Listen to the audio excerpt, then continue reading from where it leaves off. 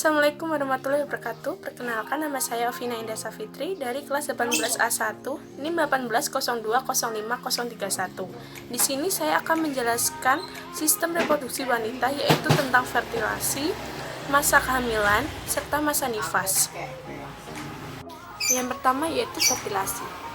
Fertilasi adalah proses peleburan antara satu sel sperma dengan satu sel telur atau ovum yang sudah matang. Sel telur yang telah dibuahi berubah menjadi zigot dan menempel pada dinding rahim. Zigot yang berada di rahim akan terus tumbuh dan berkembang menjadi embrio sampai melahirkan. Embrio akan mendapatkan makanannya dari tubuh induk melalui plasenta dan dilindungi oleh selaput pembungkus. Masa kehamilan biasanya sekitar 9 bulan lebih 10 hari. Selaput pembungkus dibagi menjadi 4, yaitu yang pertama amnion, chorion, Saccus vitellinus, dan allantois. Amnion adalah selaput yang membatasi tempat ruangan yang terdapat embrio. Dinding embrio merupakan getah yang berupa air yang disebut air ketuban, yang berfungsi untuk menjaga embrio tetap basah dan menahan goncangan. Yang kedua yaitu chorion. Chorion merupakan salah satu selaput yang berada di luar amnion. Chorion dan allantois akan tumbuh membentuk jonjot pembuluh darah yang berhubungan dengan peredaran darah induknya melalui plasenta. Yang ketiga yaitu Saccus vitellinus. Saccus vitellinus atau yang disebut kantong kuning telur adalah selaput yang terletak di antara amnion dan plasenta. Saccus vitellinus merupakan pemunculan sel-sel dan pembuluh darah pertama. Yang keempat yaitu allantois. Allantois adalah selaput yang terletak di dalam tali pusar yang berfungsi untuk respirasi, saluran makanan, dan ekresi. Ketika waktu embrio berkembang, maka jaringan epitelnya menghilang dan tinggal pembuluh darah yang sebagai penghubung embrio dan plasenta. Yang kedua yaitu pre-implantation period. Zigot berkembang dari 1 sampai 16 sel atau yang disebut juga dengan morula. Sejak pasca pembuahan selama 2 sampai 4 hari, morula tumbuh dan berdiferensiasi menjadi 32 sel.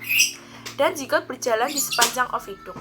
Setelah itu masuk ke uterus dan tertanam dalam endometrium uterus. Morula membentuk bola berongga yang disebut blatosit yang mempunyai lapisan luar yang disebut tropoblas. Tropoblas membentuk membran embrio, chorion, dan amnion. Chorion mengalami perkembangan menjadi filin dan tumbuh menjadi plasenta. Perkembangan lebih lanjut antara fetus dan plasenta dihubungkan oleh tali pusar. Yang selanjutnya yaitu embryonic period. Tahap perkembangan didominasi pembentukan kepala, ciri wajah sudah terlihat jelas dan sudah terbentuk secara normal. Badan dan organ sudah mulai terbentuk, tumbuh dan berkembang. Embrio pada akhir period ini dinamakan fetus. Yang selanjutnya yaitu fetus period. Selama 6 bulan terjadi perkembangan yang sangat cepat. Proporsi kepala akan berkurang. Pada bulan keempat, wajah, mata, lengan, telinga sudah seperti manusia normal. Osifikasi tulang, jenis kelamin sudah terlihat di bulan ketiga. Pada bulan kelima, kulit yang keriput akan tertutup oleh rambut dan pergerakan dapat dirasakan oleh si ibu. Glandula sebasea atau kelenjar minyak di kulit terbentuk aktif tepat sebelum bayi lahir. Lemak muncul pertama kali sejak minggu ke-14. Pada 2 bulan terakhir, lemak akan mengisi berat badan bayi. Adapun jenis hormon yang berperan pada proses persalinan sebagai berikut, yaitu hormon relaksin, hormon estrogen, dan hormon oksitosin.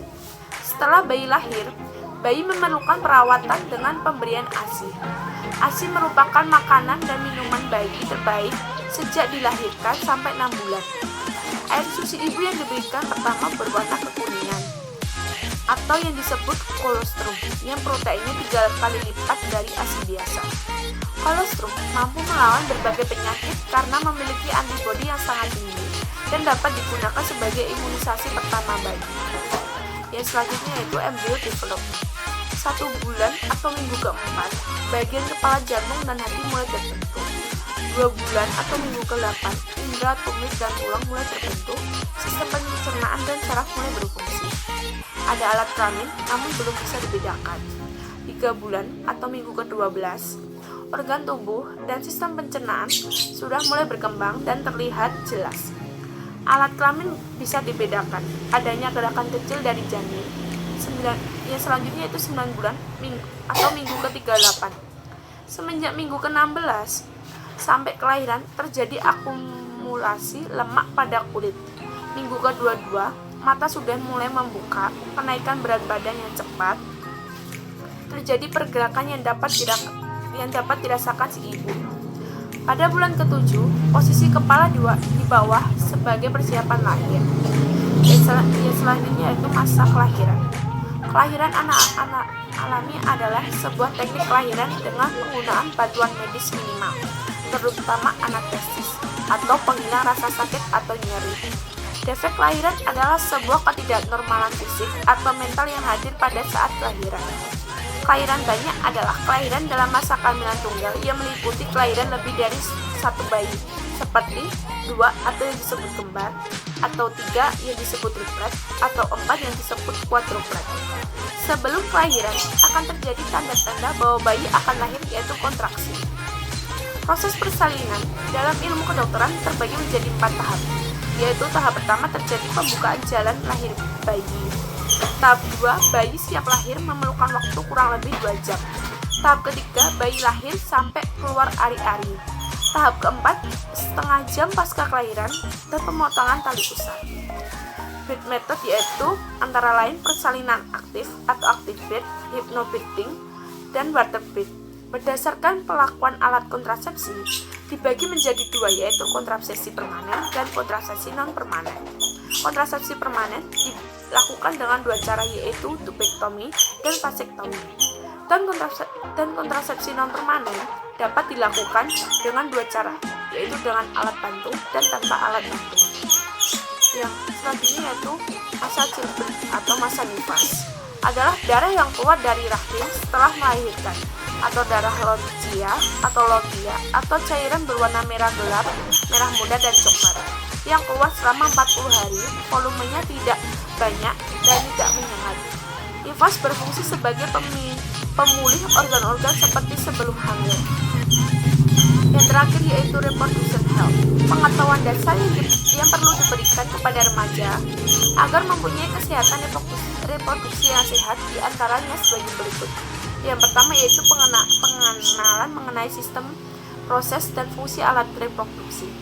Yang kedua yaitu perlunya mendewasakan usia perkawinan serta mengadakan perencanaan dan pengaturan kehamilan. Yang ketiga yaitu pengenalan bahaya narkoba dan minuman keras pada organ reproduksi. Yang keempat yaitu pengenalan pengaruh sosial media terhadap perilaku seksual dan kekerasan seksual serta cara menghindarinya. Yang kelima yaitu meningkatkan pemahaman agama serta terbuka dalam berkomunikasi mengenai masalah kesehatan reproduksi. Yang terakhir yaitu pengenalan berbagai macam penyakit menular seksual atau PMS dan HIV/AIDS serta dampaknya terhadap kondisi kesehatan reproduksi. Sekian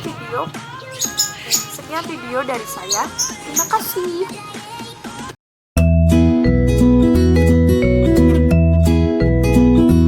Assalamualaikum warahmatullahi wabarakatuh. Yang pertama yaitu fertilasi. Fertilasi adalah proses pembuahan peleburan coy.